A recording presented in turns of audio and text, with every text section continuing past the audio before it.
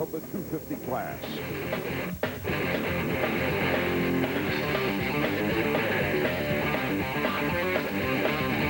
With 3 races left, things are really heating up in the 125 series. Round 10 from Millville, Minnesota is next on Speed World.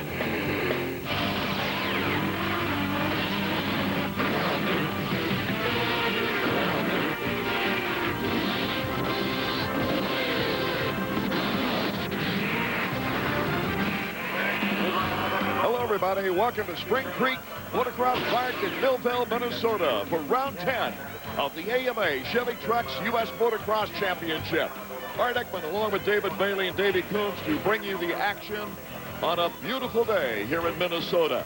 The weather conditions are ideal for racing. 75 degrees, the humidity only 40%. Expecting a near capacity crowd, the fans are still filing in. Now let's get caught up on the season thus far. In the 250 class, the defending champion Ricky Carmichael continues to have the upper hand, consistently finishing in the top 2. He took the overall at Troy with a 1-2 finish. But at Washougal, it was a different story. Carmichael's closest challenger, Kevin Windham, put on an inspiring performance, sweeping round 9 and, more importantly, shifting momentum no matter how briefly away from RC. However, Carmichael sits comfortably in first with a 42-point cushion. The real question, can RC extinguish any momentum Windham is carrying? In contrast, the 125 division points race is a back-and-forth battle. Light Brown enters Millville with a slim 5-point margin over rival Grant Langston. Defending champion Travis Pastrana, after a concussion in Moto 2 at Unadilla, found himself in a downward spiral, hitting his head again at Washougal.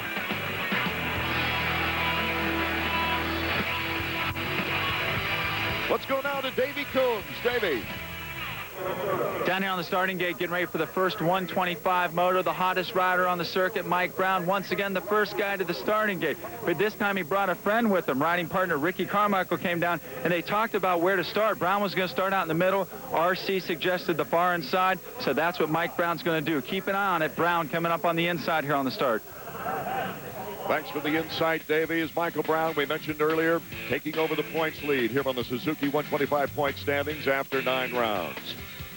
Big question is, can Travis Pastrana get back into the points race? And as we look at the entire field now in the starting grid with Brown, Langston, Pastrana, and Larry Ward, the top 4 in the points race, the question is, how effective will Mike Brown be today, who apparently has the flu, David Bailey, and then Travis Pastrana also under the weather, not feeling well. He's riding with a cast on his foot. That does open things up for Grant Langston, who I expected to do well on this racetrack. Mike Brown has been hot, but he hasn't had any problems lately. Today he'll have a problem fighting that cold or the flu, I think is what it is. So this was a real opportunity for Langston and Travis to get healthy and fight Brown, but it doesn't look like Travis is going to be 100% today. Millville is a favorite track of many riders. We will have 7 riders at either the 250 or 125 gate this afternoon who have previously won races here at Millville. And my partner, David Bailey, by golly, you picked off 2 500s in a row back in the 80s. 5 out of 6 motos, not bad. One of my favorite tracks, and mostly because of the dirt and the hills. Great layout for spectators and the riders. 32nd board is up. That's Pastrana right next to the Scott Doghouse. Next to him is Ernesto Fonseca, Yamaha of Troy. Another Yamaha of Troy rider, Ramsey, right next to Brown on the inside of the track. We're set to go for the first motor. The 125 is underway. Whoa, look out, Nathan. He got the jump on Brown anyway, but it's Brock Sellards on the KTM getting the whole shot. Followed by Fonseca. Damon Huffman also in there. Whoa, Baraki and Velotti. Velotti is down in that first turn. Assistance right on the scene. It's Brock Sellards, number 18 on the KTM. Fonseca, though, is right there, number 25 on the 4-stroke. Good start. And they're heading into one of the most unique sections on the national circuit, the big sand whoops here at Millville. This is where it takes all strength and guts to get to their back. The 125s looks like, David, they're choosing to leap several rather than stay on top of those sandy whoops. Sellards ruined his momentum a little bit on the outside. Looks like Fonseca had that Supercross style working for him. He gets around. We saw Pastrana in those whoops in about 10th. Fonseca the leader. Langston just getting by his teammate Brock Sellards, moving into second place. The battle lines are drawn. Fonseca, number 25. Grant Langston, number 111. The former 125 World GP champion trying to pick off a U.S. national title in the 125s. Let's go to Davey. Davey. Andrew, it looks like Grant's taking an immediate liking to this track. Yeah, Grant likes this kind of track, particularly because it's a little bit sandy, and living in Holland, it was pretty sandy. With the hills and everything, he's pretty good on the brakes, and he's carrying a lot of corner speed up the hills, which is helping because the four-strokes are also really fast up the hills. It's obvious Grant Langston is out to take advantage of the situation with Mike Brown not up near the front right now. And the former GP champion would like to get that points lead back that he had after the first 3 rounds of action and taking those first 4 motos of the season. A spectacular premiere in the U.S. for the former GP champion. He has a real opportunity right here to do just that, or try to get some points on both Brown and Travis, who didn't get good starts. Both of them are somewhere right around 10th. I think Brown's even further back. Neither one of them feeling well today. This is a great eye. They can smell it right now. They can see the championship coming back into their hands and hopefully staying there. Brown with Pro Circuit, the winner of many titles. KTM, it would be their first 125 American Motocross Championship should Grant Langston pull it out this year. But it looks like this kind of points battle will once again go down to the final race of the season. Fonseca looking back. Grant Langston has the edge on the inside. Grant Langston, far to far we go. Can he do it? Langston, our new leader. Hard to say what Fonseca was thinking there. He looked right back and then just went wide. It's the only thing I can figure is he didn't want to have to hold him off anymore. Maybe he wants to learn Langston's lines a little bit. 3 different leaders in the early going of the 125 first moto. We'll be right back. Tuesday at 7 and 7:30 on ESPN.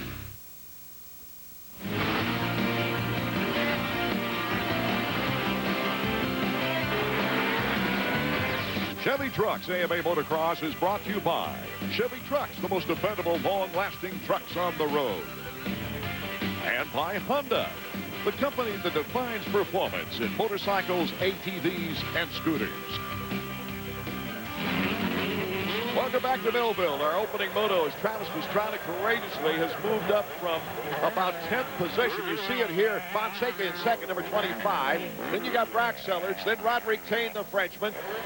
There's Ward battling with Pastrana. Pastrana makes the pass on the reward.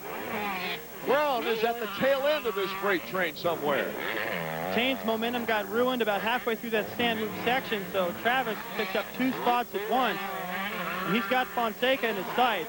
For now, Langston's checked out, but you can see Fonseca's right there.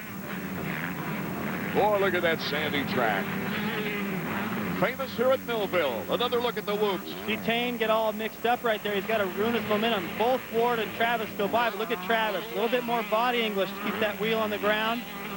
He loves those sections. The real question with Travis Pastrana right now is he takes on Brock Sellards and makes the pass. Travis Pastrana has moved into third. I was going to say the real question now would be endurance, David. Well, unfortunately, since Washougal, he's been in a cast most of the time. So that was a golden opportunity for him to get healthy, and he wasn't able to take advantage of it. And he's even got a cast right now in that boot. Here's a look at the racetrack, which has completely changed.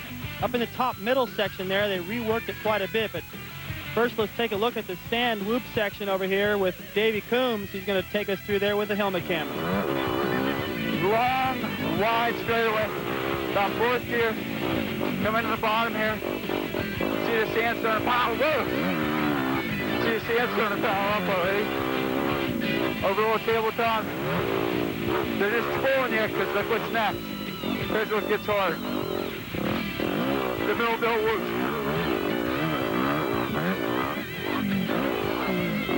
That's about the best I want to do this. They're starting to get beat down a little bit. But man, they are hard. You can see that was done earlier this morning, and there was a lot more shade on the racetrack. These guys have much better vision now of the best line out there. Really know how tough it is when Davey doesn't say anything through those whoops, too. Rodrig Thain, number 32 on the Team Suzuki. After an earlier season injury, he's come back strong here in the road. Mitch Payton, the guru of Pro Circuit Kawasaki, looks rather concerned right now, David. Yeah, that's not relaxed. He's checking the watch, looking at it with the mechanics. He's going to put on the board. And there's Brown right there chasing Thain. If Brown stays where he is, he'll lose that points lead. So I can understand the concern on Payton's face. That relationship between Brown and Payton goes all the way back to 1989. And then a lot of people don't remember, but Brown was signed with Jeremy McGrath for Team Pete a couple of years after that. I believe that was 1992. Around the times that Jeremy Buell and Brian Swink, those guys, yeah.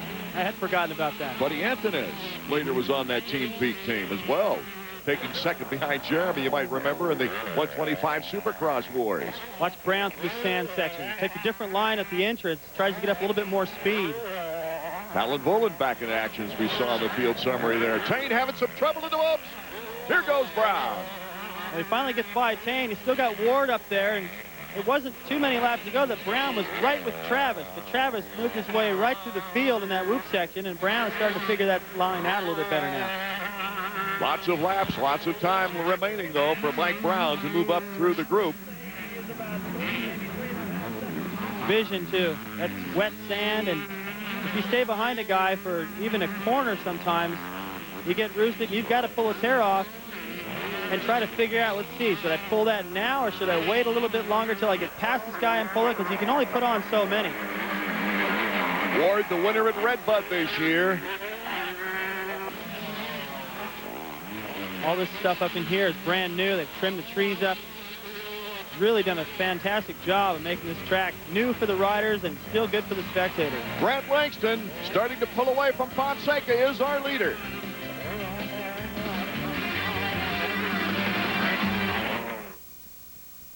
Join us for this week's Kawasaki bike set from Millville, split by our Pro Circuit motocross guru, Mitch Payton. Mitch, what do you have going for the team this week? This weekend, because of the sand wash section and some of the loose dirt on our bikes, probably the most important thing we can do is gearing selection and picking the right tires.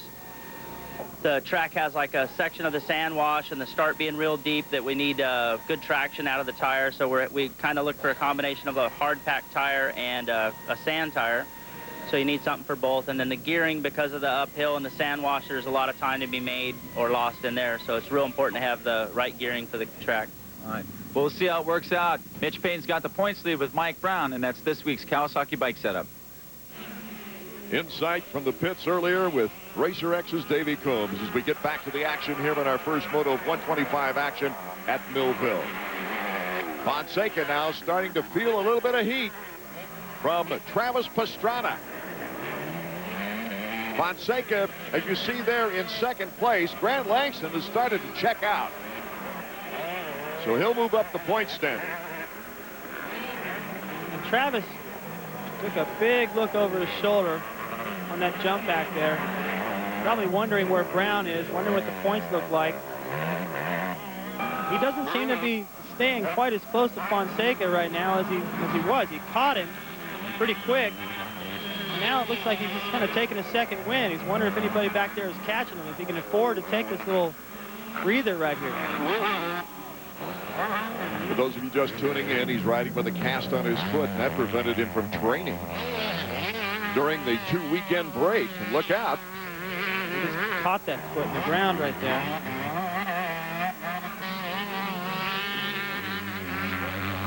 A tough but courageous situation for Travis Pastrana.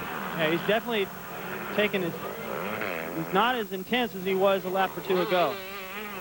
But he doesn't have any pressure from behind, so I don't think he really needs to be that worried right now. Pastrana with 2 wins, 5 podiums on the air. Look at this. He's slowing down. He's leaving the track. Travis Pastrana is leaving the track. Davey, you're inside. Guys, check it out. Look here. Amazing development. Travis Pastrana started to slow down on that lap. He just turned around and rode off the racetrack. Didn't even come out of the mechanics area. Pastrana pulls out. What a shot. There was a pre-race meeting with team manager Rodrig Thain if this should happen. Now the question is not will he race in the second moto, but will he come back for the rest of the season? Well, first of all, I applaud him for pulling off if he's worried about his safety. You know, I think that the concern right now is And what the meeting was about is that he's not 100% coming into this race. And he's been racing like that, not 100%. He smacked his head on the ground at Unadilla and again at Washougal. You can't afford another one of those. I mean, the doctor's saying if you hit your head like that again in the next 6 months, you got pulling out of a race could at least be a problem. Well, only Travis really knows if he's doing the right thing, and I applaud that for sure. Mike Brown trying to make a move on Brock Sellards. Let's go back down to Davey Combs. Mike, I got to tell you, Brock's put himself right in the middle of all this drama. What a battle with Mike Brown. Yeah, you know, he's riding really good. It seems, you know, I don't think he's holding him up. I think Brock's riding the back half of the track a lot better than Mike, and Mike's riding this part better. He seems to catch him, but Brock's really riding good. Do you think he's inspired by the fact that he might be able to help his teammate Grant Langston in this championship picture? Yeah, you know, him and Brock, he's been training with Grant the last 2 weeks, you know, and I think it's picked Brock's pace up too. It's helped him a lot. He knows Grant's out front, you know. I don't think he's blocking Brownie. I think he's just trying to beat him. I tell you, the way they're riding, they should keep riding together. They look awful fast this week compared to the last couple races. Yeah, actually, Grant's living at Brock's house for the rest of the races, so hopefully it'll pay off. You know, maybe Brock can get one of these wins. Brock with 2 wins career-wise in 125 motocross at Troy last year, and Washougal in '99 was his very first victory. There you see the KTM crew waving towels at Brock Sellards to stay in front of Mike Brown. But Mike Brown is a tenacious rider, and with the points battle on the line, look out.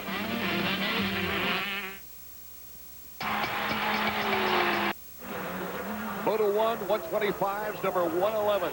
Grant Langston trying to become the first foreigner to ever win in 27 years the 125 National Motocross Championship in America. The white flag was out, and he's looking real confident right there. Well, he was a little cocky coming into this race, kind of like he was about Southwick. He's backing it up. Let's check in with Davey Combs. Well, Andrew, a huge development. Pastrana's out. Are you going to let Grant know? You know, at this stage of the game, Ryan has to focus on just making as many points. So that means winning every race that he goes out and rides. And that's the only way he's going to win the championship, by just going out there and giving 110%. We're not really interested in who's behind us at this stage of the game. And even with Pastrana out, you still got Brown. Yeah, it would have been nice for Travis to have stayed in the race because he's more points behind than Brown is to us. But it's unfortunate. I think maybe it's something to do with the head because he was looking good and then he just pulled off. I didn't see him go down or anything.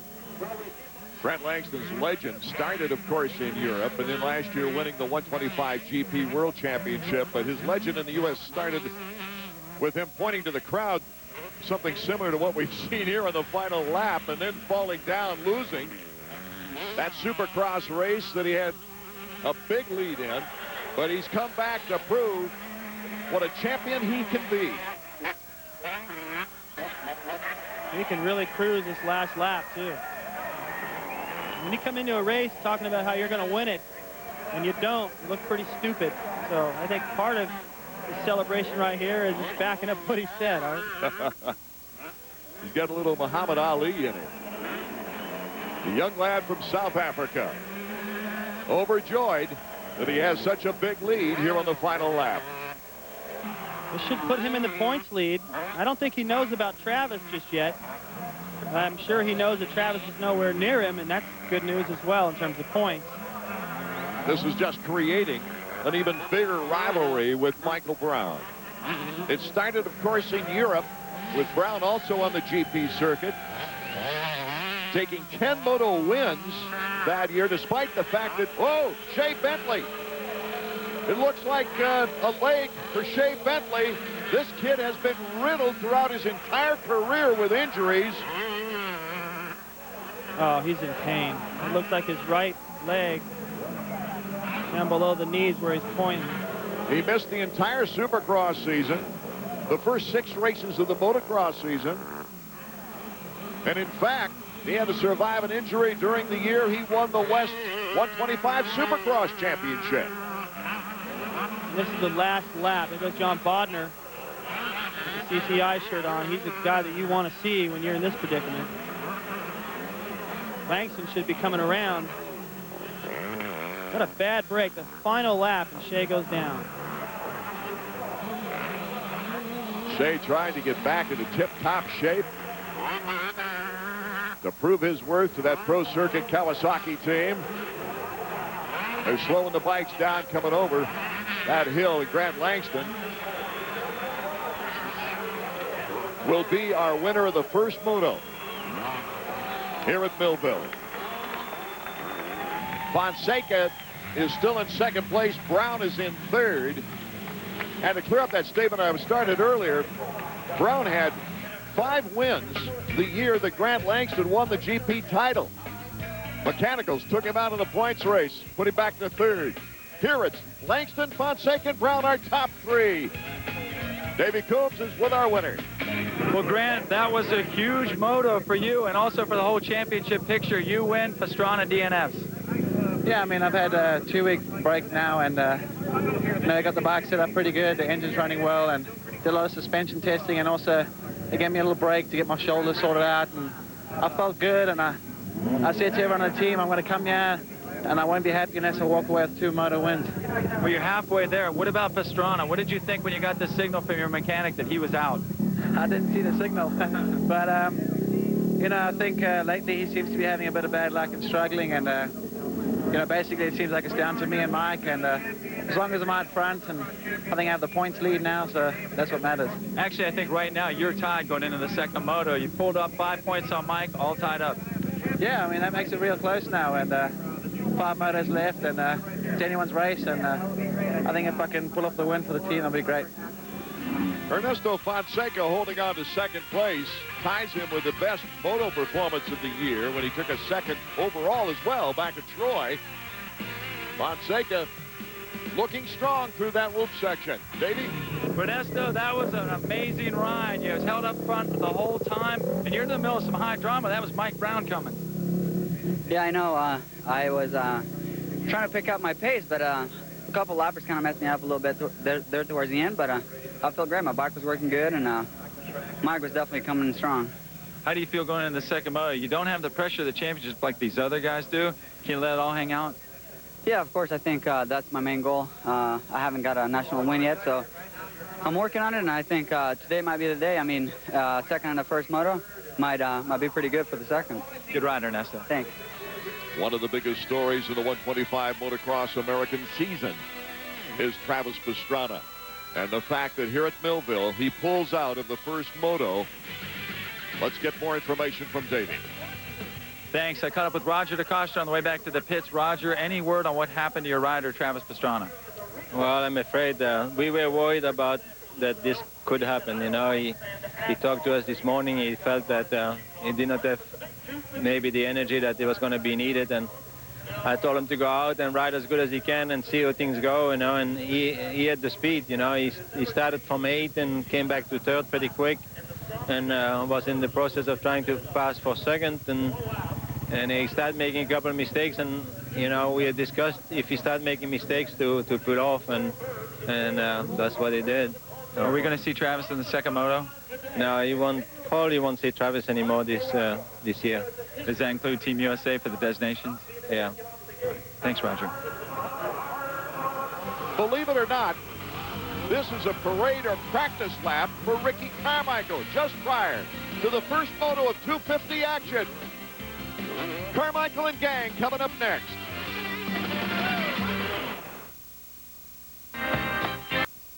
Art Ekman, David Bailey, Davey Coombs coming to you from Millville, Minnesota.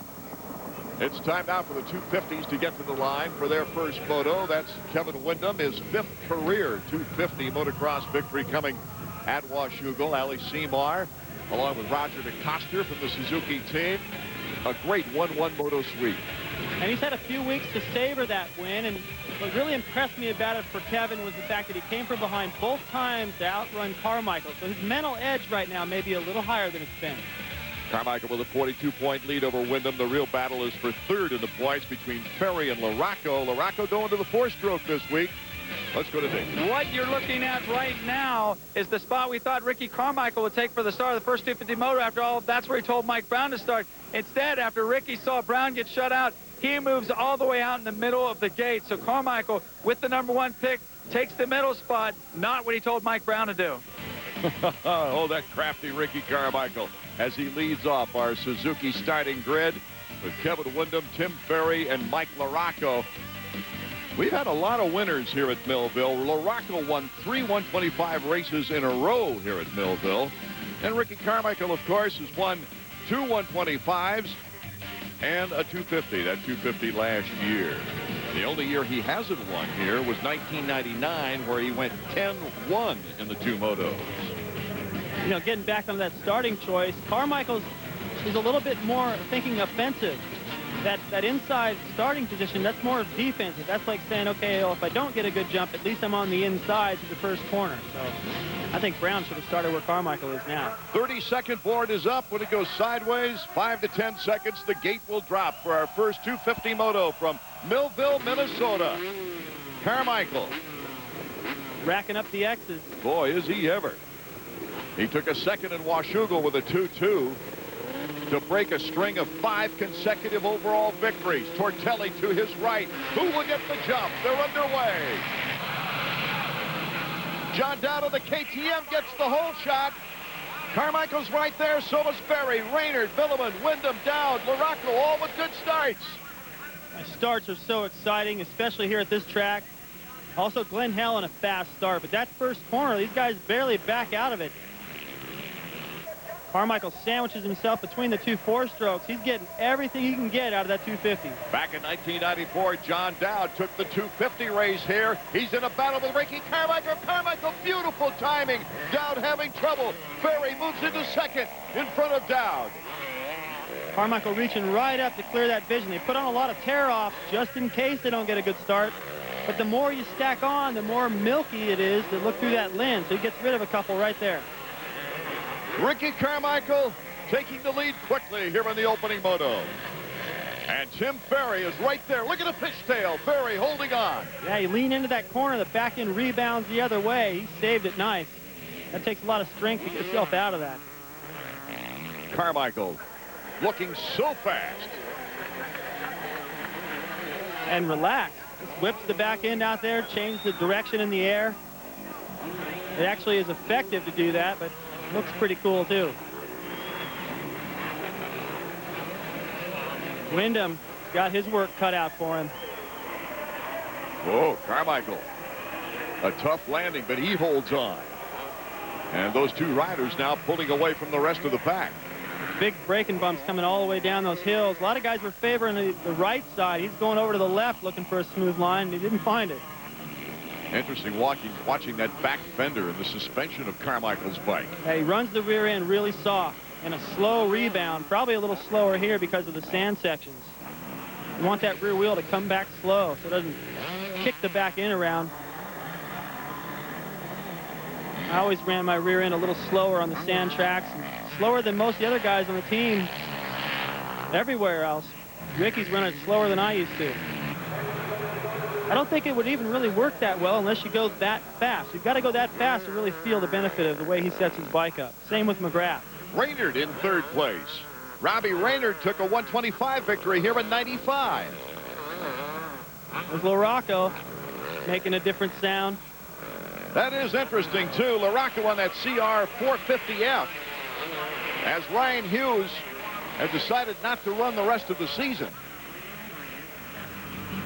Here comes Windham attacking John Dowd. But it's Ferry and Carmichael, the Floridians, who love that sand out in front.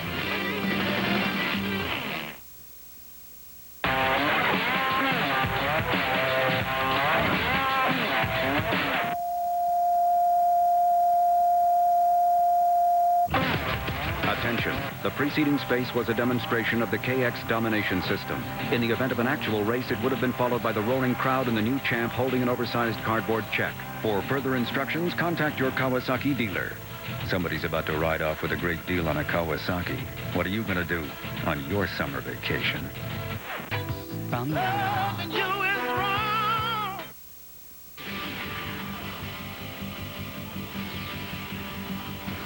Chevy Trucks AMA Motocross is brought to you by Yamaha, makers of fine motorcycles and ATVs. Nobody's more in tune with motorsports than Yamaha. Back in Millville, Minnesota, our leader in the first 250 Moto is Ricky Carmichael with Ferry right behind him, but the real battle is right here. John Dowd and Kevin Windham. Dowd in 5th place. Kevin Windham trying desperately to move up quickly so Carmichael and Ferry don't get too much of an edge. Already Carmichael with a little edge on Ferry. And he changed his line from the first lap. He went over where Vuillemin's going right there, hit a few bumps on the way down that hill. Now he's going over to the right where Kevin is. Looks like he's going to be able to make that stick. Who's going to break last? Kevin Windham slips in front of John Dowd. He had to plan that. We're back in the corner up at the top. And going to the shade right there. He got a good run out of there and was able to just force Dowd into having to back off there. That's LaRocco and back at Dowd now. And that's got to be a new experience for Mike. Changing bikes in the middle of the stream, you might say. Yeah, I talked to Hughes a little bit when he was testing that thing. He said that both LaRocco and Tortelli rode the bike. But, you know, they weren't too crazy about it just yet. It takes them getting used to. You got to use a different gear. You got to set up your suspension a little bit different. So it'll take Mike a little while. Plus, he didn't get that much time on it coming into this race. Only a few motos, I think. Number 17, Robbie Raynard, being pursued by David Vuillemin. Raynard in 3rd. That's one of his best starts of the whole year. His best moto finish was a 7th at Redbud. Robbie likes this track, though, as he proved winning that 125 race here a few years ago. Carmichael, Ferry, Raynard, Vuillemin, and Kevin Windham are top 5 on that field summary as we go down the list. Tortelli in good position behind LaRocco. Well, Vuillemin had that dialed. Did he ever? All it took was a little mistake by Raynard there, getting sideways, had to back out of it some, and then that beautiful timing that Vuillemin displays from time to time really worked there. Vuillemin put it all together at Mount Morris, taking advantage of some wet conditions as well for a victory. He's coming off 2 5th-place finishes, but certainly would like to improve that before the season's over with. Well, Vuillemin hit that perfect. As soon as he landed off that jump coming out of the corner, he was wide open on the power. Let's check in with Davey Combs. Davey, what do you have in the mechanics area? Robert, that was an excellent start for Robbie. Yeah, that's the best one I've seen for a while. I was real happy to see it. It seems like he does really well at this track. When he was on a 125, the rougher it was, it seemed like the better it was for Robbie. Yeah, he really likes the track. The up and down the hills is real good for him. What does he need to do to break back into the top 5 like we're used to seeing him? Start believing in himself. That's a good point. You know, sometimes your dad, you got to listen. And there's no coincidence, as far as I'm concerned, and the fact that that's the best start he's gotten in a while. This is a track where Raynard believes in himself more. He wants that start. Robbie, one of the original bonus babies coming out of the amateur ranks, where the money was getting up there pretty good for untried riders coming into the professional ranks. And check out the lineup behind him. You know, that's some pretty fast company, and Robbie's not holding up the show here. He's faster on this racetrack. I think the soil is pretty similar to what he rides on at home, too. That helps. Out of the state of Oklahoma. That's Windham, LaRocco, and Tortelli behind Raynard. Tortelli's going okay. What a hard luck season for that kid. I would change that number. Just anything but 13. I mean, just have a ceremony, get rid of that, be like number 2013. Anything but that. He's had some nasty crashes, unlucky breaks with the bike. Here's Mr. Consistency, Mike LaRocco. In the last 10 years, he's been in the top 7 points. All 10 years. Here's the battle forming up right now. Kevin Windham starting to make a move on Raynard on the inside. Kevin Windham in the whoops. We've seen a lot of passing there. Raynard doesn't want to give it up. Kevin's got the inside move in the corner. Check one for Windham, and here comes LaRocco. Well, I can understand Windham getting around Raynard there, but it looked like Robbie made it a little easier for LaRocco to get through. And, you know, I don't always agree with the strategy of letting somebody by learn their lines, but it kind of looked like that was what was happening there. As long as he stays with him, then it's a good plan, but, you know, he can't relax now. He's got Tortelli breathing on him. Boy, those riders really know how to use those berms, don't they? Now, the practice it takes to ride that precise is unbelievable. And the fact that these guys can just come out of a berm through the air, land standing up, right in another one, right back on the power, not miss a beat. Incredible speeds on this sandy track. Carmichael, Ferry, and Vuillemin, the top three. We'll be back with more 250 action in a moment.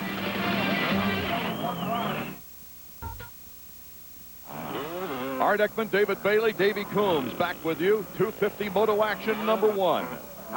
As Ricky Carmichael continues to dominate. What a story this year. Starting off rather slowly for Ricky Carmichael with a 4th place, a 2nd, and a 5th.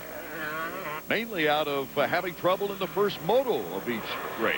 I find it a lot more bizarre that he just lapped Ezra Lusk, the guy that used to just let young Ricky come ride on his track.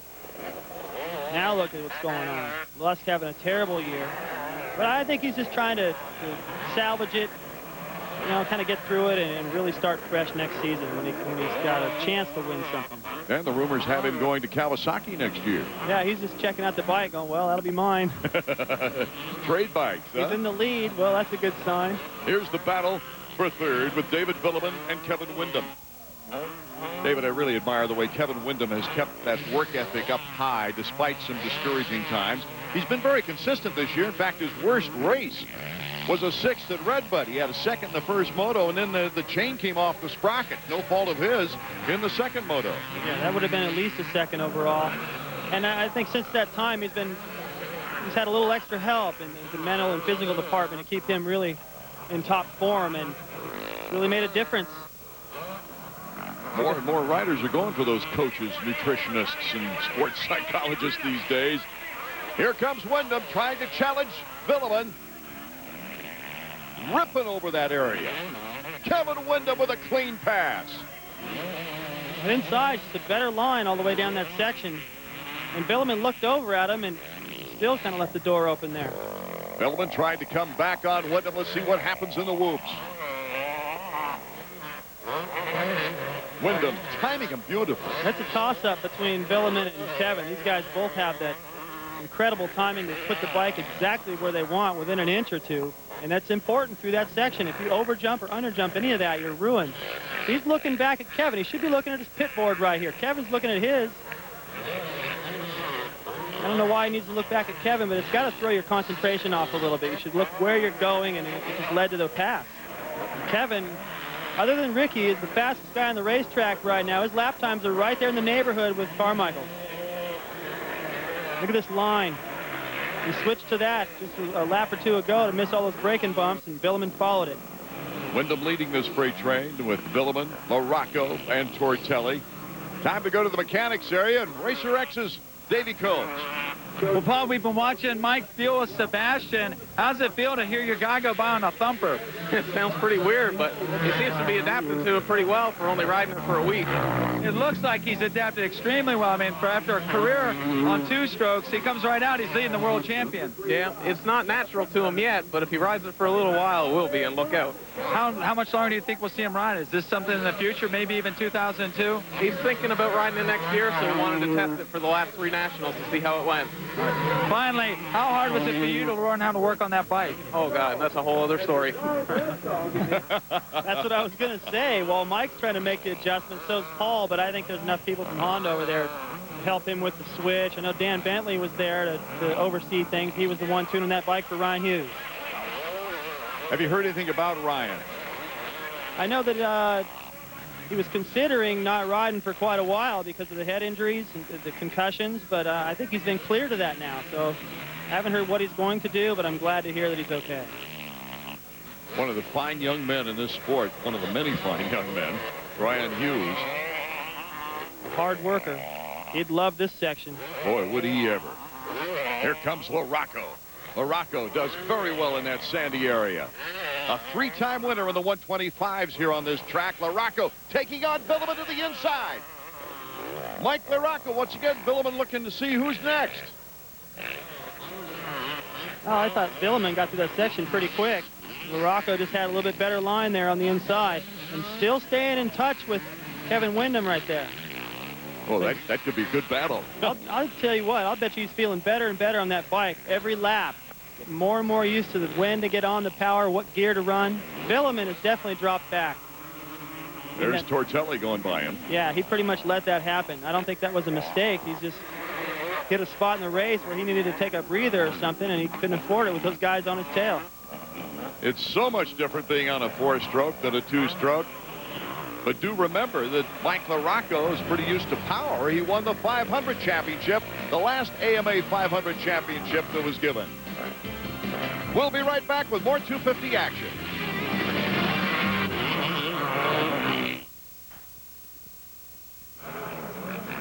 Back to racing at Millville, Minnesota.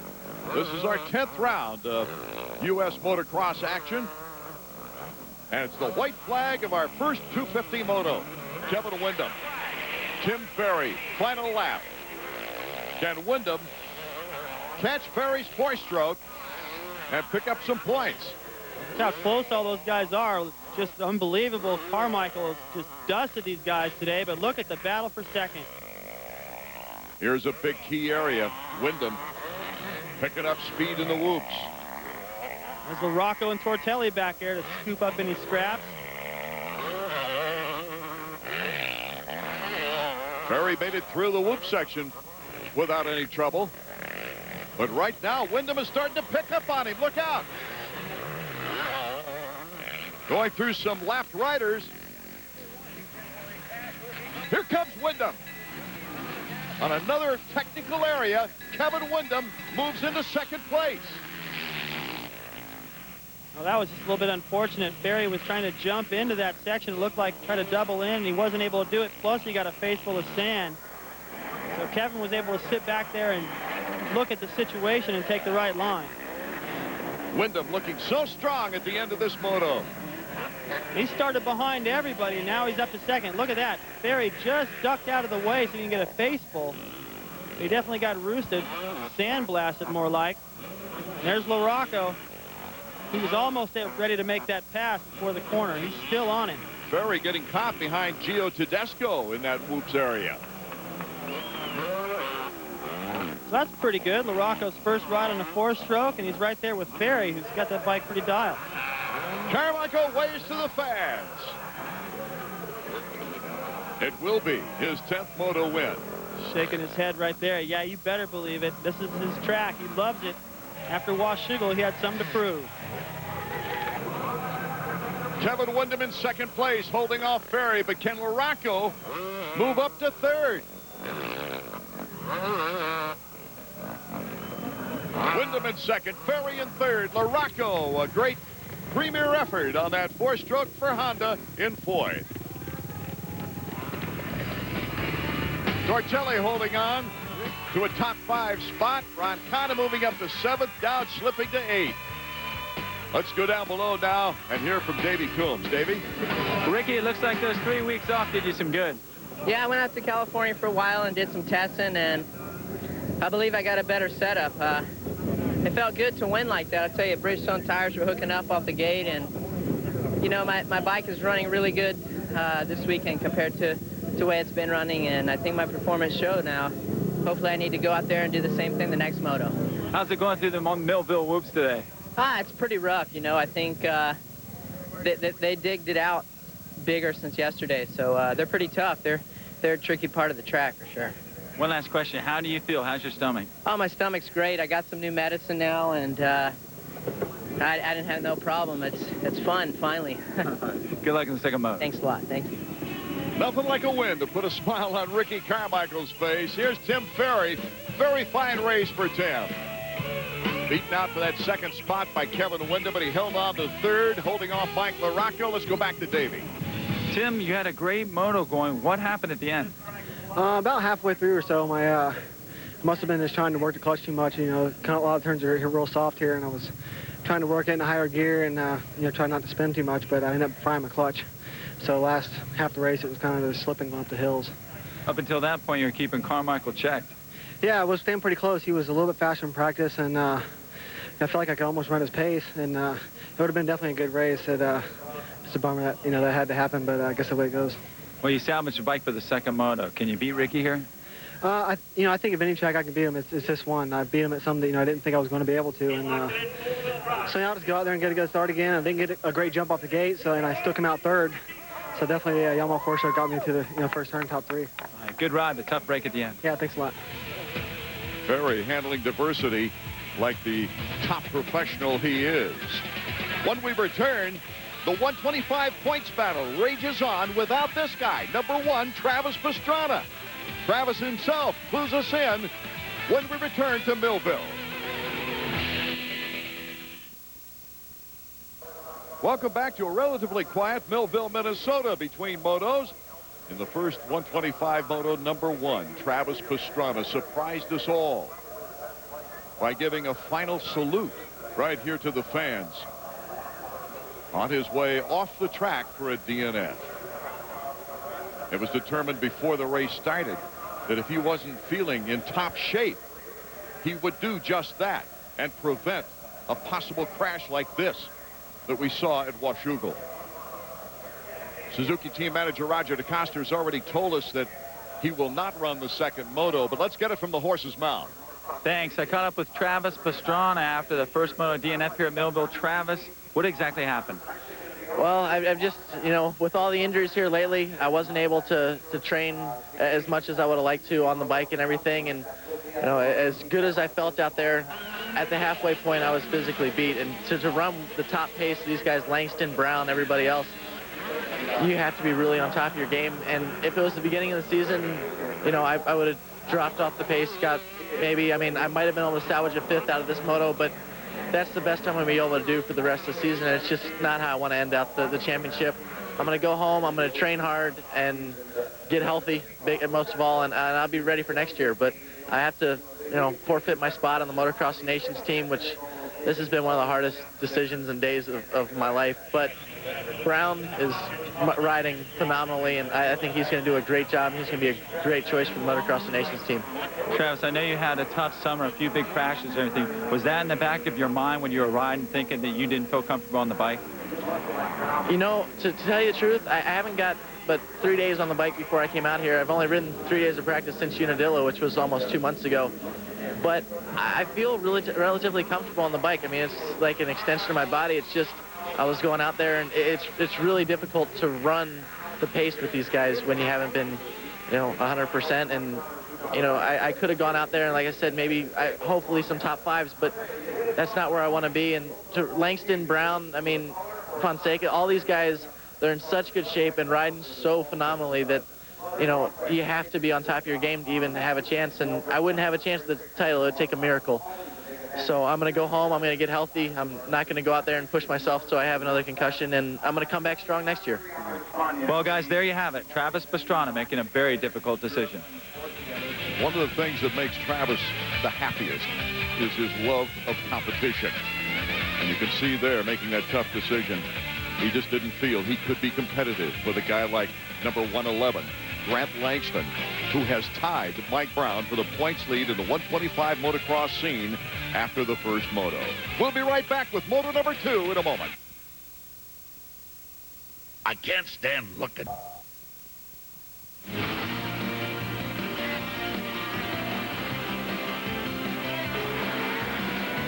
Chevy Trucks AMA Motocross is brought to you by Suzuki, the reigning AMA 125 National Motocross and Arena Cross champion.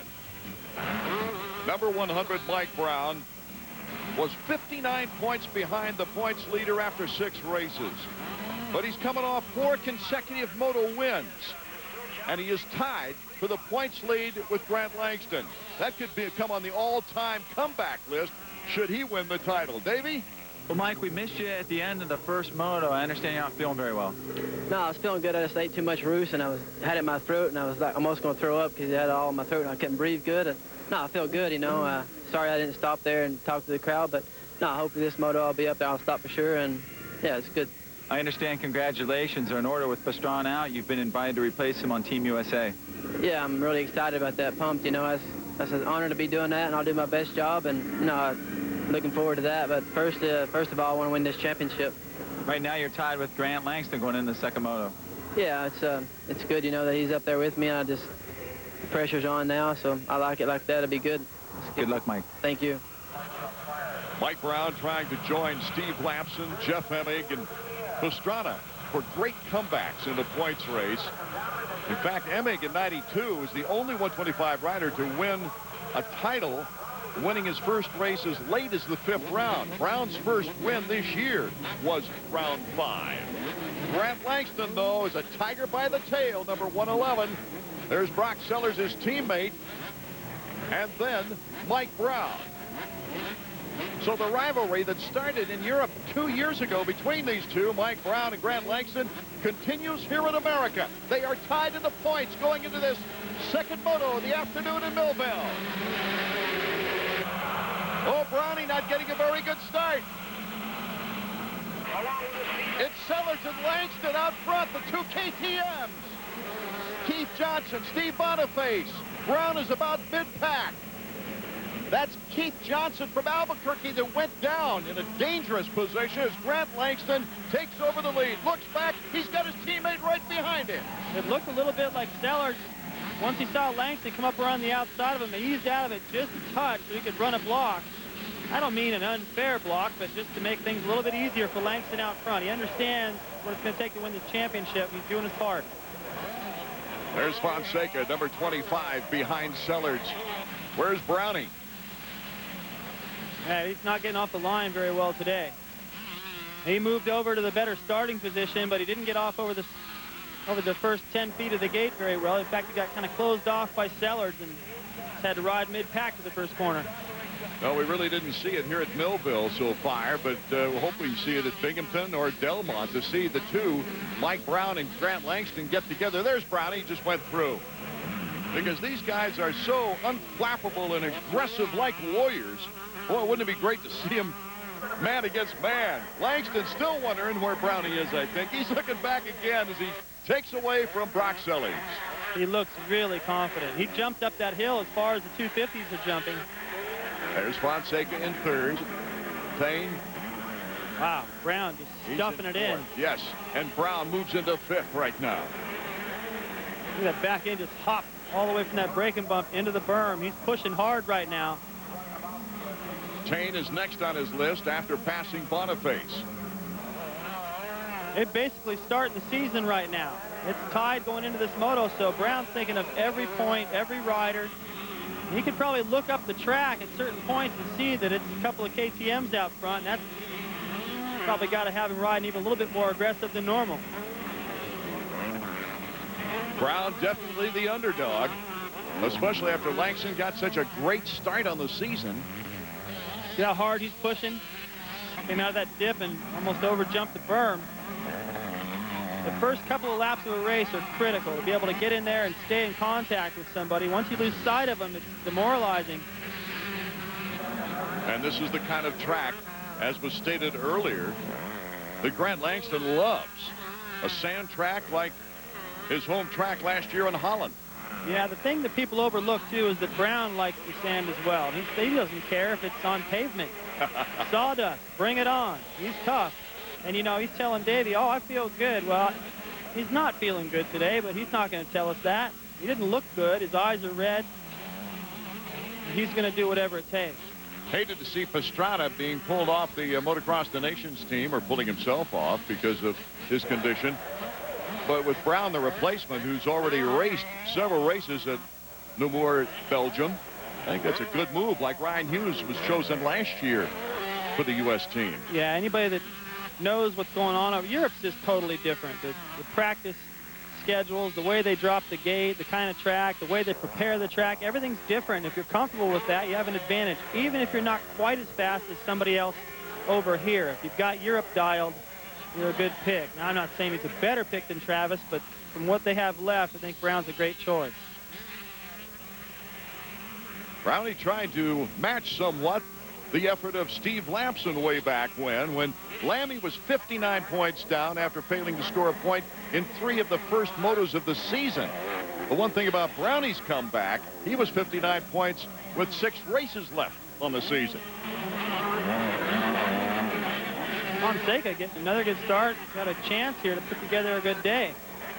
Second overall looks like a real possibility. I don't know if he's going to catch Langston. Here's Sellards. I don't think anybody's going to catch Langston today. He's already gone. Brock Sellards on the KTM in second place. Fonseca in third. He's getting some big heat right now.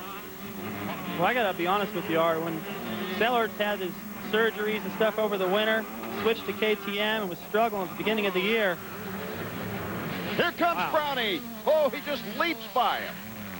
Yeah, Fonseca's probably like, if you want it that bad, you can have it. He just flew out of that dip, landed in the berm that time. That takes sheer guts and aggression, a lot of confidence. You mess that up, that's a foot peg in the berm, and you're right over the handlebars. But going back to Sellards, I really thought maybe he made a bad choice, or, you know, that this was just going to be a terrible year. Maybe he'd seen his best days, but man, he really picked it up. I'm impressed with that. It's hard to rebound from that many problems. Sellards right now is trying to hold Mike Brown off from second place. Look at Brownie just wheeling through that area. Oh, we might have a race yet. Langston, Sellards, and Brown, the top three. We'll be right back with more 125 action right after these words. Back to Millville, Minnesota. This is our second 125 moto. Way out in front right now. So soon as Grant Langston, number 111, his teammate 18, Brock Sellards, is trying his darndest to keep 100 Mike Brown from getting second place and possibly challenging Grant Langston with still time and lots of laps left. Well, I've said before, we can see the intentions of Mike Brown. Look at the lead Langston has. He's out of there, out of their sight, drops over the hill before they come around the corner. That really ruins any hope of being able to win a moto. But Brown, he's going to take this Brock Sellards guy in his way, in the worst way. He's already aggressive. If he gets a chance to get anywhere near him, he's going to get him right out of the way, that's for sure. He doesn't want anybody interfering with the battle he's got going with Langston. Incidentally, Mike Brown's outstanding motocross appearances this year have led to a new 2-year contract with Pro Circuit Kawasaki. Here comes Brownie, making the move in the whoops. Sellards, can he hang on? Oh, we're going bar to bar. Are we going to rub a little bit? Oh, and Sellards goes down. So Brown takes second place, and Sellards has quite a lot of work cut out for him, getting up behind Steve Boniface there and several other riders. Brown is pinned, already came through that corner. Thought he was going to lose the back end. He is mad. Fire shooting out of his eyes right now, and it surprises me that Fonseca's staying that close. He's not content with being 3 points down in this championship race after this moto. Anything can happen to Langston, and he knows it. This is the line right here that Brown is aimed at, but watch, he just goes straight a little bit longer.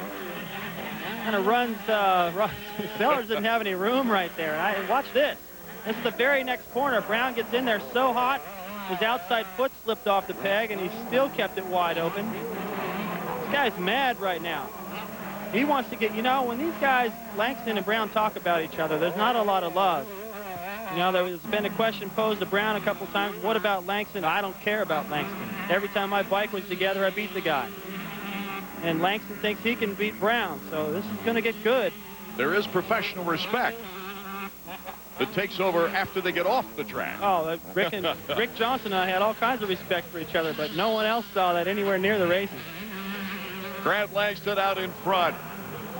Once he gets out in front, he doesn't make very many mistakes. And he just keeps pouring it on. And look at the track. It's roughing up pretty good. Yeah, he's probably thinking the rougher the better. He doesn't care. Both Brown and Langston. Remember Ryan Hughes, the guy, I keep bringing him up, but he rode in Europe and he saw these guys and he said, you know, Travis doesn't have a prayer against these guys. And I was like, I don't know. Travis is pretty fast. And he's got more resolve than most motocrossers. I don't think there's anybody out there besides Travis and these guys that have that kind of intensity. And these guys got that intensity and the consistency and the resolve to put it all together. There's a couple of differences that make this rivalry tremendous. One, of course, is that Langston's trying to become the first foreigner to win a 125 American motocross title.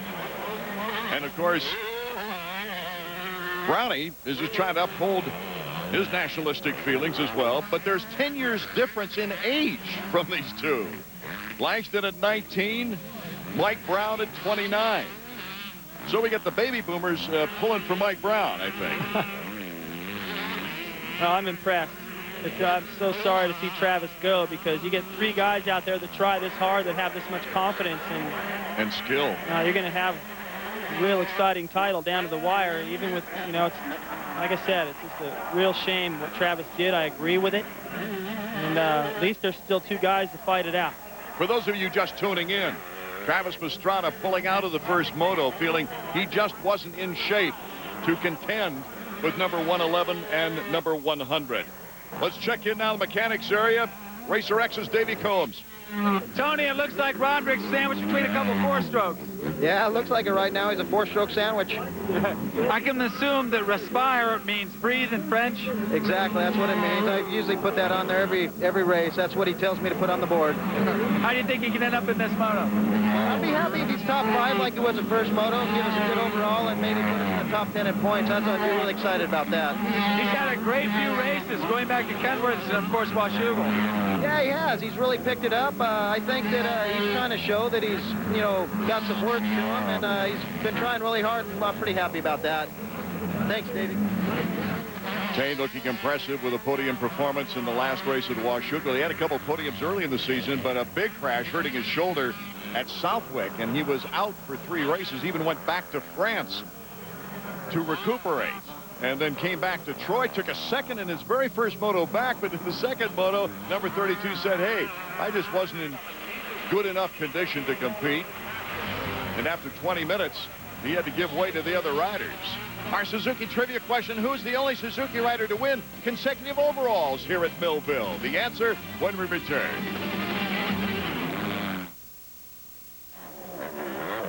Welcome back to Spring Creek Motocross Park for more AMA Chevy Trucks motocross action. It's the second moto for the 125s. You see Sellards, Boniface, and then Nick Way. Way winning a 125 race here. That was back in 1999. He's had a tough season, though, this year. These guys are staying pretty close to Sellards. And they've got a good battle going on as they hit that whoop section. Way just kept that a little bit flatter through there. All you have to do is hit one of those bumps wrong. You know, just forget, whoops, wheeled over the wrong one, and it wrecks the rest of the straightaway. What does Davey Combs have? Dave, a couple pretty inspired rides by Nick out here. Yeah, I guess it was time to do something right now.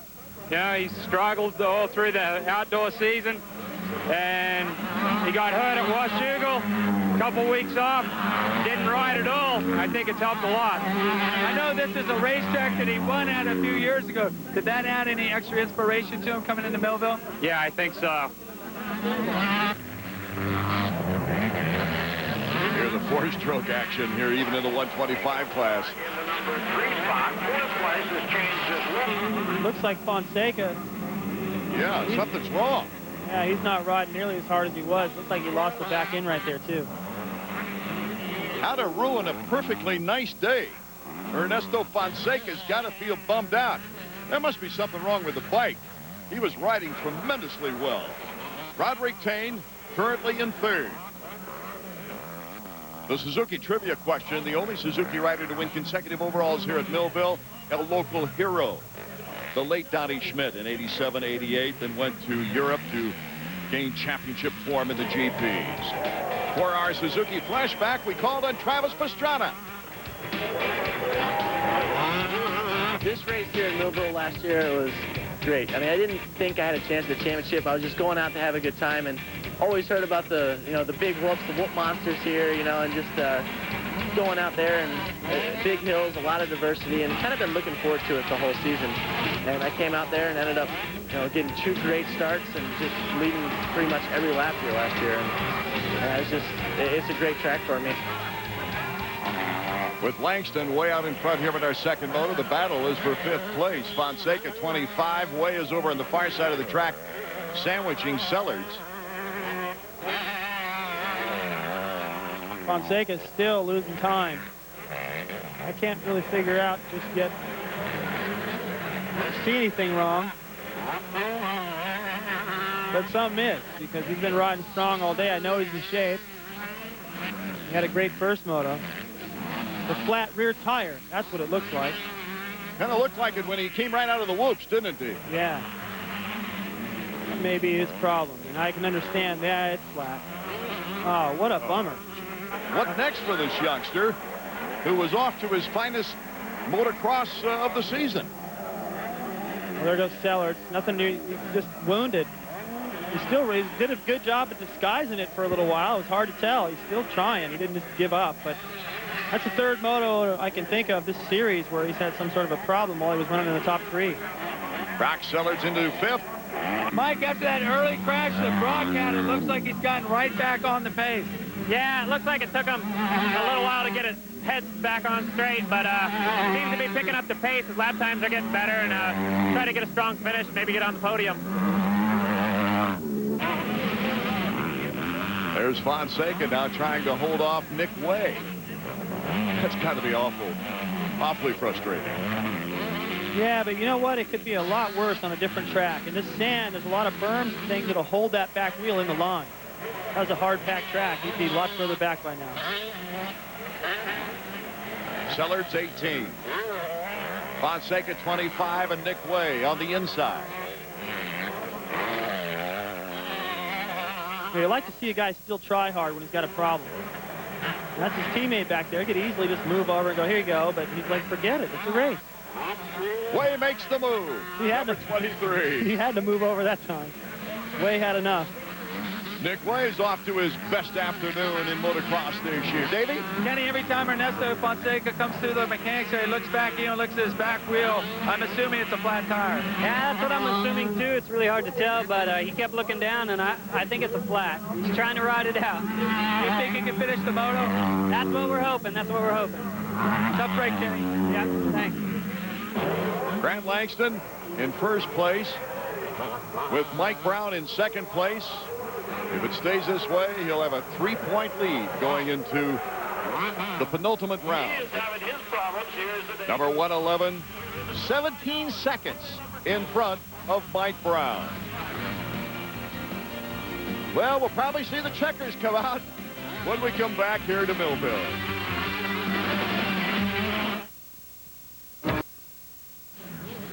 Here in Millville, Grant Langston winning the first moto of the 125s. He's way out in front here in the second moto. Rodrig Thain, number 32, is now getting some pressure from behind from Nathan Ramsey of Yamaha of Troy. Pretty impressed with Thain after that injury coming back. He's been pretty strong since. He's been top 5 every moto except that one where he faded a little bit. Understandable, his first race back in Troy, which was so hot. But now he's the guy carrying the flag over at Suzuki with Pastrana out. Through the mechanics area. Ramsey trying to steal one from Rodrig Thain, third place. Listen to Thain, hard on the power. He still looks strong to me. There's no sign of fading or anything. This means a podium for him if he can hold it. Yeah, you can bet he knows that. Gets a little sideways right there. Has to slow down. Oh! Here comes Ramsey on the first stroke. Ramsey in the third. That was pretty ugly there at the end for Ramsey as well, but he got through the midsection of that sand whoop. That section just drains all your energy. Every time you come in there, you got to take a deep breath. It takes a lot out of you. Final lap, Langston. Confident of victory. Salutes the fans on his way around the track. Boy, for 19 years old, this kid looks so confident and so powerful. He's a really good rider. This guy picks good lines, versatile, and young.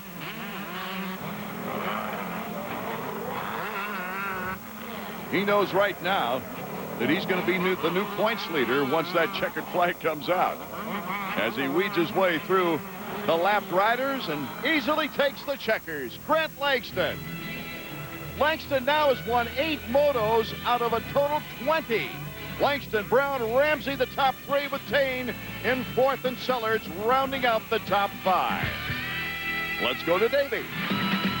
I got to tell you, on a day that you lose your world championship over in Europe, you come back and get back on top of the American game here with the 1-1 in Millville. Yeah, I mean, I had a really good day today. As I said before, with this break, it gave me some time to think about things, get the bike set up. And, I felt comfortable these last 2 weeks riding, training. out at Brock Sellards' house, and I felt confident. I wanted to come here, win both motos, and take the points lead. And I actually watched a Budds Creek interview on TV where Brown knocks me there, which kind of upset me, which motivated me to come out and, you know, beat him bad. And I think, you know, that second moto proved it when I destroyed him.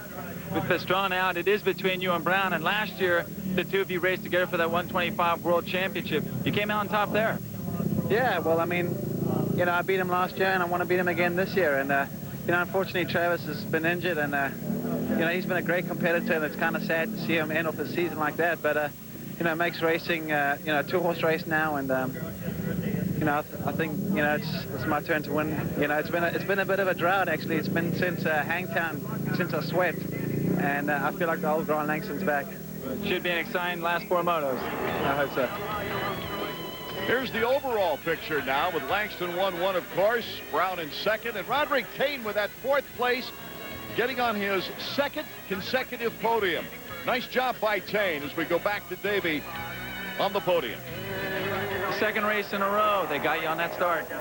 Yeah, he did. You know, he got a good start. He did, and got going earlier than I did. I got behind Brock there for 4 or 5 laps, and he just stretched the lead on me, and I rode the hardest I could, you know. I just made a few mistakes in the whoops back there. I wasn't consistent enough, and it's a good track for him. You know, he's a sand rider, and, you know, I like the sand, but he does go good in it. But next 2 tracks is like the same I got in my backyard, like Muddy Creek. It is hard pack in New York and Steel City, but you know what? Langston seems to think he has you checked. He said he did it last year. He can do it again. Yeah, he can think what he wants, you know. We'll see next weekend. All right. Thanks, Mike. Yeah, thank you very much. Does that set up a great Binghamton race in the next round, or what? On the Suzuki point standings, Langston a 3-point lead on Brown. It's been a little bizarre, but he takes over the points lead after even missing 1 race on the season. Chad Watts, the mechanic for Ricky Carmichael, and Johnny O'Mara both wait for the 250s next.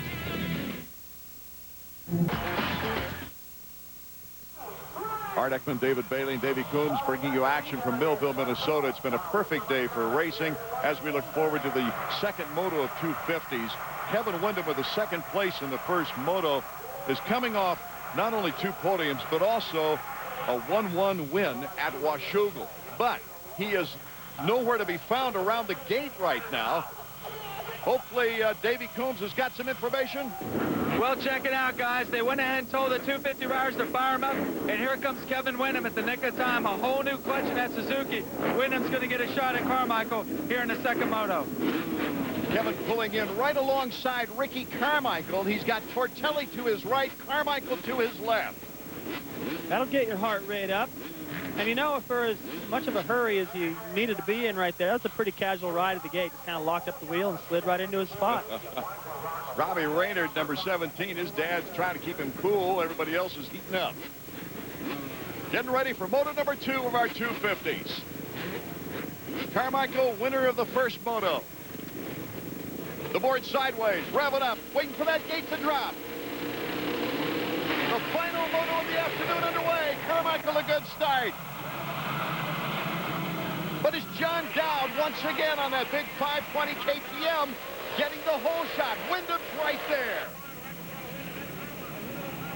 Dowd, Windham, Carmichael. Windham taking over 2nd place. Well, this is going to be good because it's... Whoa! Coming dangerously close. Ricky Carmichael wants that 2nd place right back again. I was about to say this should be good because Kevin had a strong pace. He's coming up from behind the first moto. Maybe he could take it to Ricky this time, but Ricky doesn't waste any time. Ezra Lusk in 4th as Ricky Carmichael wants to take a piece of John Dowd. Moves into the lead on the inside. So Carmichael quickly, like he did in the first moto, out in front before the first lap was over. John Dowd trying to hold on to 2nd place. Kevin Windham in 3rd. And that's Ezra Lusk, number 11, who crashed in the first moto, but ended up in 19th. Trying to fight his way back up through everybody. Oh, that's fast. That is fast. And grabbed 2 tearaways again. It looked like he almost actually had landed and then pulled the other one. One-handed that whole deal. Then his foot slipped off the bag. He doesn't care as long as he doesn't let off the throttle. He's already won 10 motos. There went Windham. bonsai'd his way around the outside of Dowd into that berm, is able to pull it off, make the pass. He has to. Watch this. Carmichael coming. Right there. He's going, whoops, too much. They actually make contact. Look at the balance of these guys. Right back into it. Boy, in slow motion, you really see the impact and what those suspensions can absorb. Well, it looked like maybe their rear wheels actually touched. That could have been pretty scary. These guys got through it no problem. Now they're running 1-2. Dowd's probably going, man, I can't hang with this. There's Vuillemin 934. And once again, Tim Ferry, who had that tough luck with the clutch problem and taking a third in the first moto. Beautiful pass on the inside. It didn't even look like he really could get on the gas yet. He just pinned it anyway and came out of there in a perfect slide for the pass on Vuillemin. And, you know, I had no idea. You know, that's something you can't really tell, seeing that he had a clutch problem. But that makes sense that Ferry dropped off the pace a little bit, allowing some of those guys to catch up with him, because he had a strong race going until that problem. What do you have to do to ride without a clutch? You can't. It's just the way it is. And it's funny is because when I first started racing, we just didn't use it, you know, maybe to shift gears and on the start. And, it's, you know, if you tell a guy to go out there just for the heck of it and ride without the clutch, they can barely do it. And they realize how important it is. Windham in second place. Well, look at this battle for third as Lusk takes advantage of John Dowd. Ezra Lusk, a tough season. Looking forward to starting anew next year with the new team. Never really bragged too much about being a great outdoor rider. And you've got to be anxious to start something new.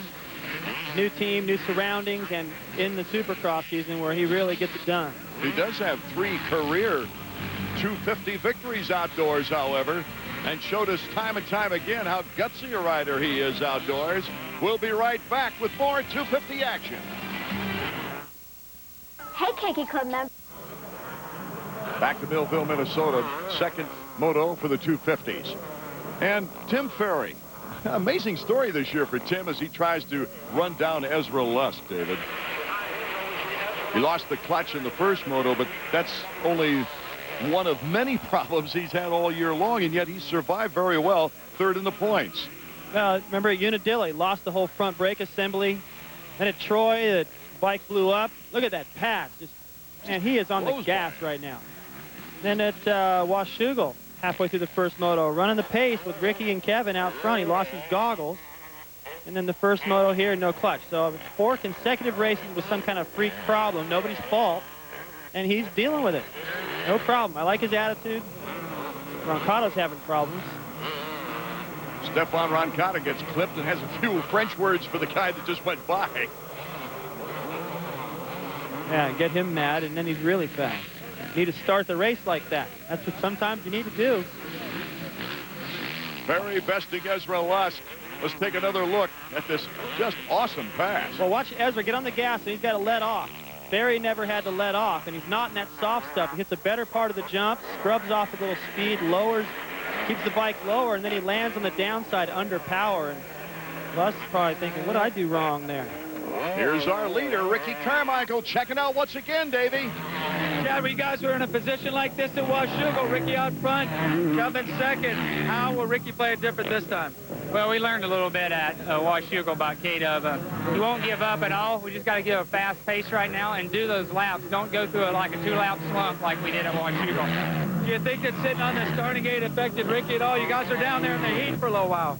No, not really. I mean, I don't put an umbrella over him because he's going to be in the hot weather anyway, so the better he's adapted to it, the better he's going to be. These guys just reek confidence, don't they? You know, he doesn't need an umbrella at the starting line. He lives in Florida, for crying out loud. He knows what the heat's all about. It's not that bad today. And it's the mindset. You know, if you got to be on the starting line with an umbrella, you're kind of telling yourself you're weak. And that's one thing that Ricky is not. Kind of reminds me once of Steve Fontaine telling me, growing up in Oregon, it's nothing running in the rain. It's a mindset. And you learn it at an early age under those conditions. The battle for fourth, Ezra Lusk getting a challenge from David Vuillemin. Ezra looking for that smooth inside line.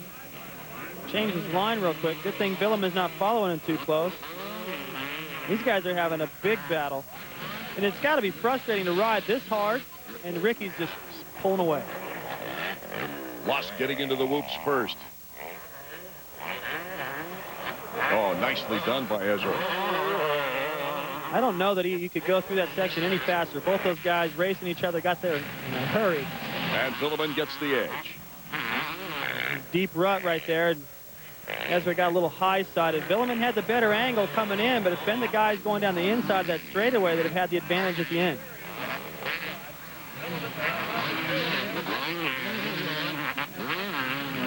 Look at that. You know, when you watch these guys go by, it doesn't look like they can go much faster, but Ricky is, and Ferry, and Windham. I mean, what a competitive class now.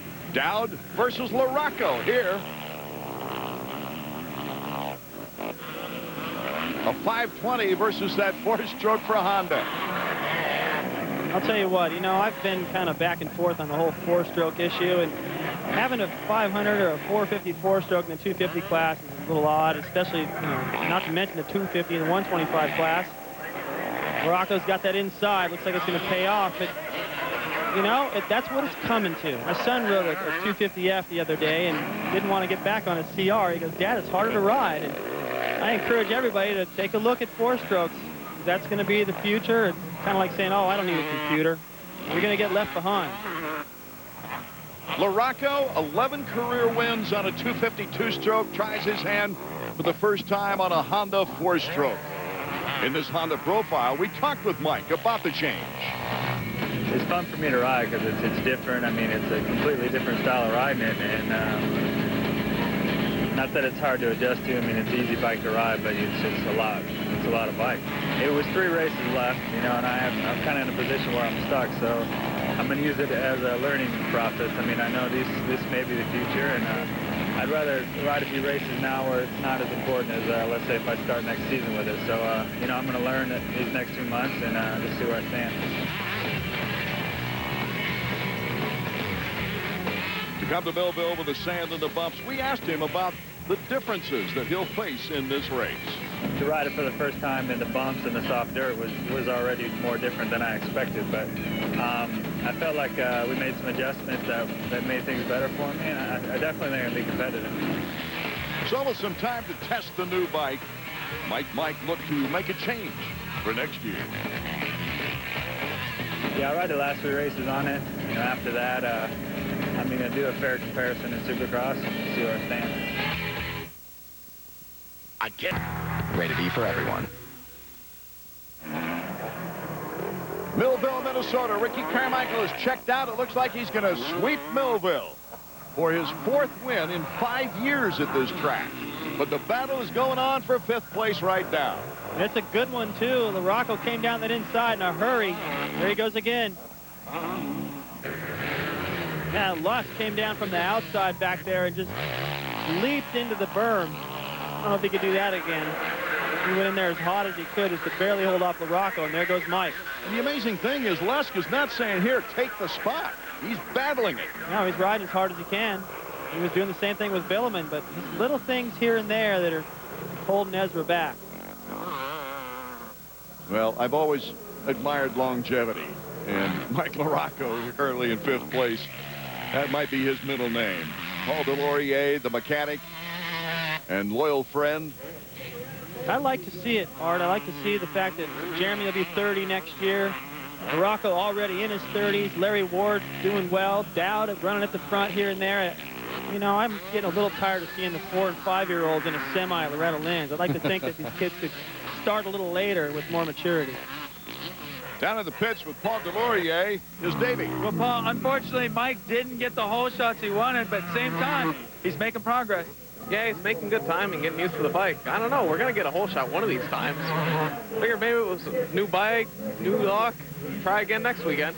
I like that guy. You know, he's the last mechanic of a well-known rider to still drive the truck. Now, he doesn't, I don't think, now, because they get the big semi coming and all that. But Paul Delorier did everything for Mike LaRocco 2 seasons ago. Yep, he's hardcore. He enjoys it. He always has that smile. He gets emotional, too. He's had the mic on for us in Supercrosses. And, you know, you can't use everything he says. Vuillemin and Foy.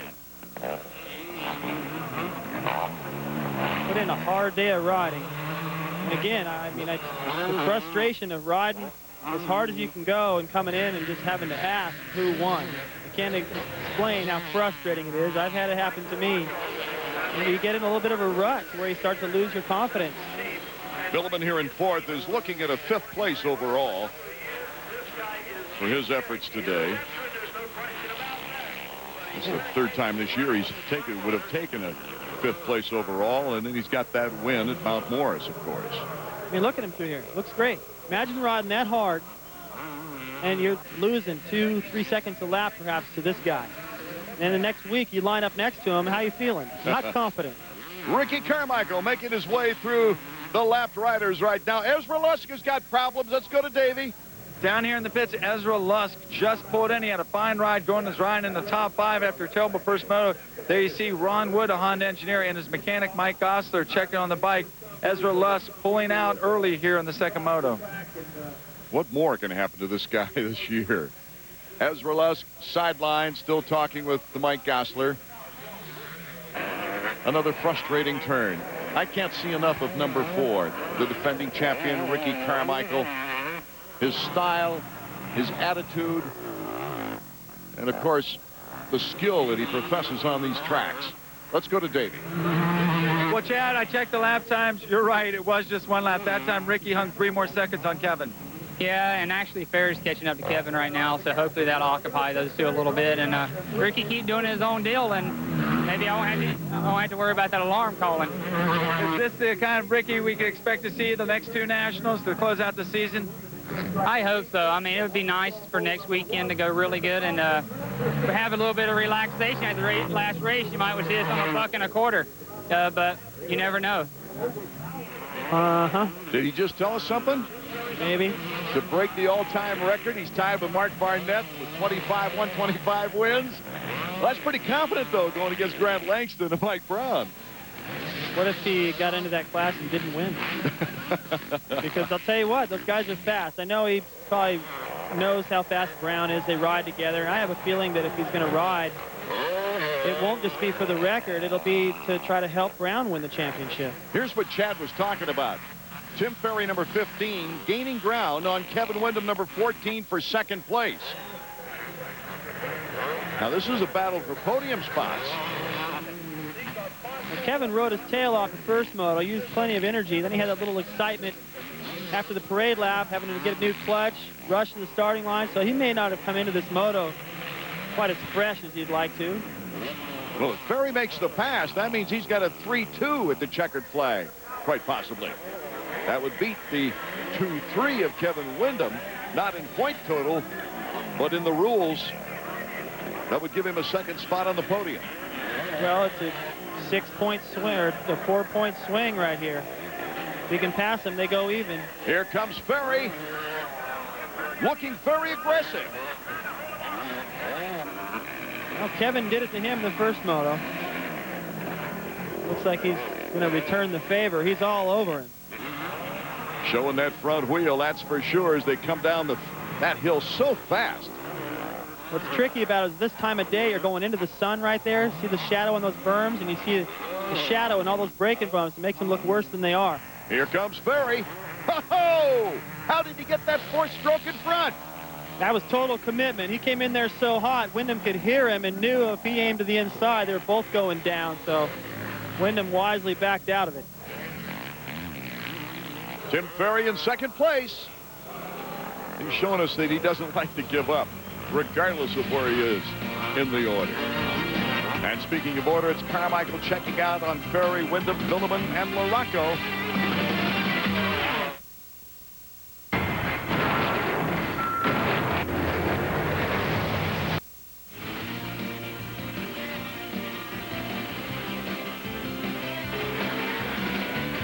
Chevy Trucks AMA Motocross is brought to you by Chevy Trucks, the most dependable, long-lasting trucks on the road. And by Honda, the company that defines performance in motorcycles, ATVs, and scooters. What a day it's been for number 4, Ricky Carmichael. He won't win the championship today, but he'll be about 50 points ahead as he gets the white flag on the final lap. with 2 races to go and a possible 100 points, he could sit out 2 full motos. I don't think he's going to. I think he wants to put it away next week, win the championship, be able to do whatever he wants in Delmont. And he's still going hard this lap. It was probably his most dominating race of the year. He had a 1-1 sweep at Southwick where he led all 32 laps. You saw the graphic. He'll lead all 30 today if he finishes this one standing up and in first place. Ricky Carmichael is looking for his 15th 250 motocross victory. And that ties him with who? Emig? No, Emig's got 16. That's a good guess, though. Jeremy McGrath. People tend to forget when Jeremy's not running motocross these days that he had 15 250 motocross wins. Yeah, it's more than I thought. Plus 1 championship and almost another. Here's Ricky Carmichael finishing up a glorious day. He's enjoying this last lap at a pace that most privateers would love to be able to hold. Look how fast he goes when he's just horsing around. This will be his 40th all-time career motocross victory, counting the 25 and the 125 classification. You heard Chad Watts at least give an implication that he might jump on a 125 bike if he takes the crown at Binghamton and try to break, be the sole leader, all-time career 125 winner. I don't know, Art. I think that may be more for helping Brown. You know, he keeps coming to the starting line, and Washougal is watching Brown, getting ready for his second moto. Might be to try to get in there and affect the outcome of that. I don't know that I agree with that so much either. That's just my opinion, but I sure didn't want to affect the outcome of somebody else's series back when Honda asked me to do it for my teammate O'Mara, was also my best friend. I just didn't want to do it. I think Ricky's... What's he doing? Looks like he's waving this lap rider by. Going, go one more lap. Yeah. The guy's going, no, I don't want to go another lap. No, that's Kyle Lewis, number 24. He's going, you want another lap out of this? Yeah, I'll wait. The veteran former national Japanese champion, Kyle Lewis. But Ricky Carmichael looking for his 2nd consecutive 250 Chevy Trucks AMA US Motocross Championship. Takes the most dominating race here at Millville. Carmichael, Tim Ferry, Kevin Windham, your top 3. And the significant factor of Kyle Lewis placing in 10th, Carmichael lapped him. Let's go to Davey. Well, RC, I know you came in here looking for a little bit of redemption after what happened in Washougal. I think you got a lot of it. Yeah, I did. I tell you, my Kawasaki's working awesome. Bridgestone tires were hooking up off the start today, and couldn't ask for a better combination. I tell you, I'm really happy with today's performance. It's been a while since I've been able to pull away and get a good lead, and I'm really happy about it. The way the afternoon turned out, you now have a 50-point lead on Kevin Windham. That means next week at Binghamton, you could clinch another championship, and that would be your 6th major title of your career. Yeah, I tell you, Davey, that would be great for myself and as well as Kawasaki. You know, we've all worked hard, and I just need to go home and stay on my routine and try to wrap this thing up next week, and I'm going to give it 110%. Last question, how rough did this track get today? Oh, it was really rough today, but, you know, I'm really happy with today's performance and try to carry it to next weekend. Good ride, champ. Thank you. Thanks a lot, Davey. Boy, he looks refreshed after 2 weekends of non-racing action as Carmichael takes the overall. Ferry in 2nd, Kevin Windham on the podium in 3rd as LaRocco and Vuillemin round out the top 5. Back to Davey. Kevin, first of all, you barely made that start. Yeah, we had a little problem. I guess my clutches were slipping a little bit from the first moto, and I didn't realize until I got there on the hot lap. But we had time to do it. You know, all the mechanics at Suzuki really pitched in and helped Allie out. Got it done. You know, so it's nice to have mechanics just waiting on you to have a problem like that, and that they can solve it that fast. Once you're out there, Ricky got a good start, kind of got away from you early, and then you had Ferry coming up in your rearview mirror. Yeah, the first moto, it seemed like my lines were okay, but they weren't good enough to get me up there with Ricky. And yeah, he rides his track so well. So the second moto, I tried to change it a little bit, and it was stuff that wasn't working for me. And from the start, just going out there with a different attitude and different mindset to find different lines. I think I tightened up a little bit and allowed Ferry to come up and catch me. But I knew he was going to be tough at this race, and you know, you go out and do the best you can. You know, nothing we can do now but go to the last two. Both those tracks seem to be some of my favorite tracks. So looking forward to those two, and then of course heading over to Belgium. Thanks, Kim. Thank you. The Suzuki rider excited about being on that motocross to Nathan and Kawasaki's finest